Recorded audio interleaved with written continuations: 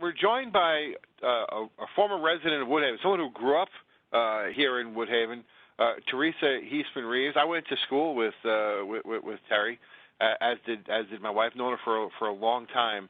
And this week, when the news came out that Prince had died, she posted something that was just really a remarkable story, and I wanted her to come on and share it. So Terry, thanks for coming on tonight. No, you're welcome, Ed. Thank you for having me. Oh, so no problem. So I just, before we go into the story, I mean, I remember going to school with, I guess it was PS 60. Yeah. And then I guess 210. Did you go to 210?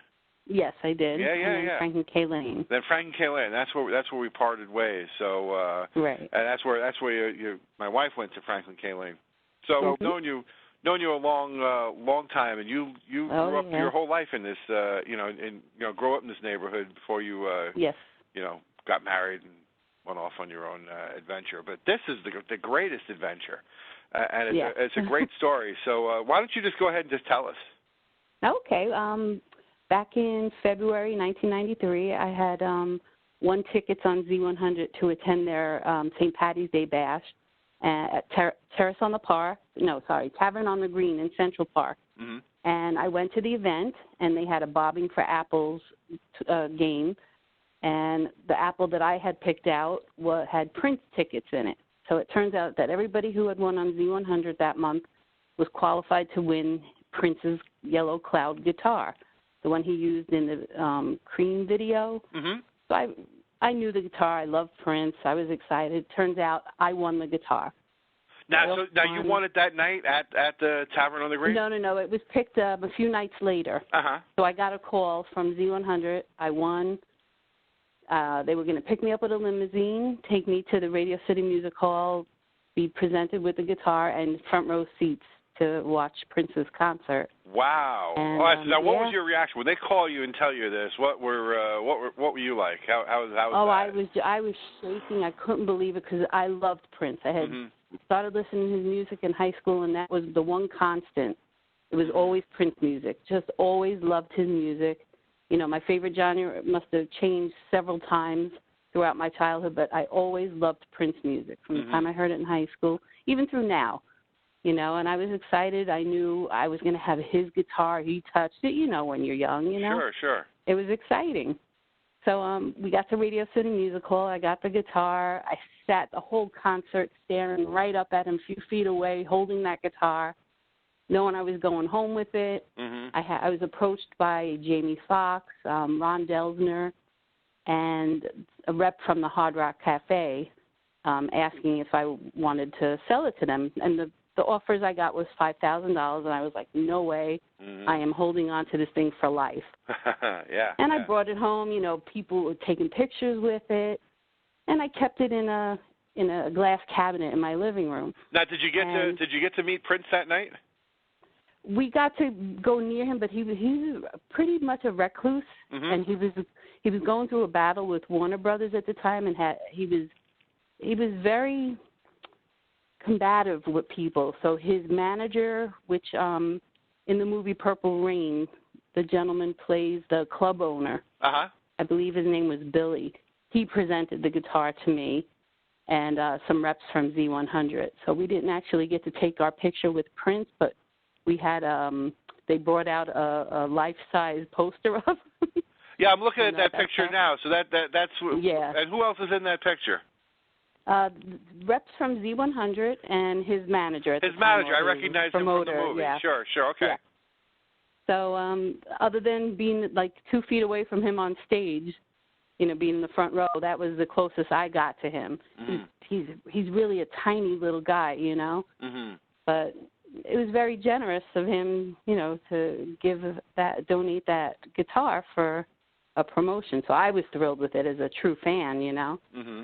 And a few months later, it turned out my ex-husband and I found out that we couldn't have children unless we sought the help with fertility medication. And back then, the insurance companies didn't pay for it. And the only thing I had worth any money was the guitar. Mm-hmm. So it was actually a no-brainer. I knew I wanted to be a mom. And we enlisted the help of Christie's Auction House, and they sent it to London. it made the cover of the auction catalog, and it sold for quite a bit of money. I think after commission, I'm going to say I got probably about $25,000. Holy cow! Yeah. So now, first of all, what led you? You're going to sell this, and what led you to think of? I mean, Christie's. I mean, how do you just pick up the phone and call Christie's and say, "Hey, I got something"? Actually, it wasn't the first thought. We actually looked it up. Back then, we didn't have the internet, so we actually made phone calls of places that sold goods. I think Sotheby's was one, and there were a few other ones when you looked under auction houses in Manhattan. And we just called each of them, and whoever gave us, they wanted us to bring the guitar, and we had to go to a few different places. And I think Christie said that they thought they would get the best price in London, and they did. They did. So that's who we signed with. That's fantastic. So now, how does that work? Now, you say you gave it to them, so I guess you have to sign some kind of it's insured or something when they take it off your hands. Well, I had to get a certificate of authenticity from Paisley Park Enterprises or Studios, whatever Prince's company was. Then a letter from Z100 saying that I had won it in a contest promotion. So I still have all those paperwork. Now, how hard was it to get that from Paisley Park? Not hard at all. They had the information that they had given it to Z100.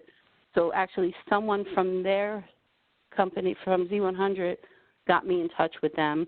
Because at first we wanted to get this so that I could have it insured. It was in my apartment at the time. And I didn't want to, I lived in an apartment. I didn't, people knew I had it. We didn't want to keep it locked up. That's the whole reason, I was thrilled to have it, is I had Prince's guitar. Right, yeah. And, so, I wound up getting all the paperwork needed.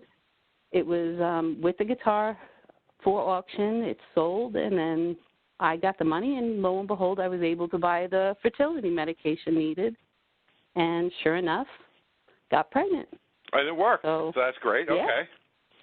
So I was absolutely thrilled, and I always, in the back of my mind, had the kudos for Prince, Okay, because of him, I have a little girl. My ex-husband had nothing to do with it.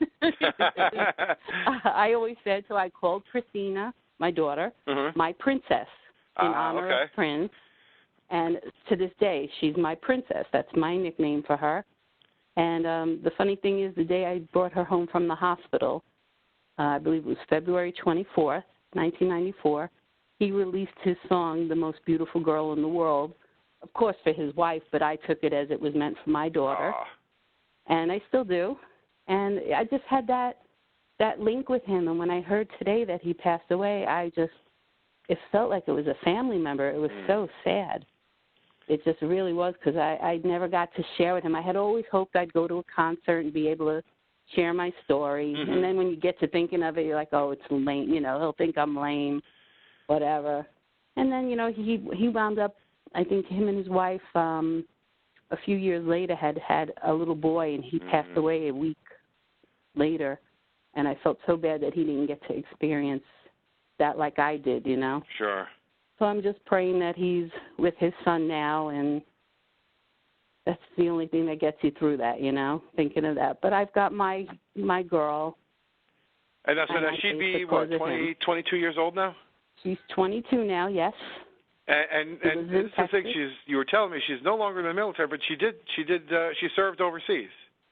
Yeah, she did training for a Patriot missile launcher, and she was sent to Kuwait, and she had hurt her foot, and she had to come back home and have some pins put in, and she's a medical discharge, but she decided to stay in Texas. She liked it there by Fort Hood, and that's what she's doing now. She's still in Texas.